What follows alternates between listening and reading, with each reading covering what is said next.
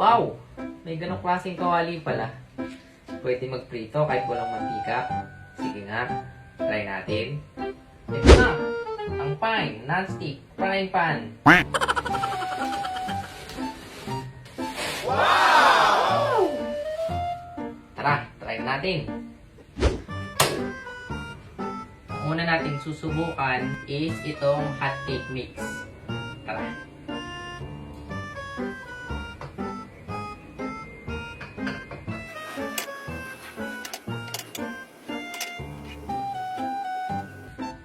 Ito na siya. Wow! Ayan o, hindi siya dumidikit. Amazing! All in all, para sa akin, maganda itong fine non-stick pan. Kasi makapal siya. Tapos, pwede din siyang gamitin sa induction cooker. At malalim din pala yung ano niya. Siguro nasa mga 3 inches. Marami kang mailalagay dito. Tapos, di ba sa ibang non-stick pan, hindi mo pwedeng gamitan ng metal kasi matatanggal yung itim niya, hindi na siya magiging non-stick. Ito, kahit gamitan mo ng metal, gaya nito, hindi siya magagasgas.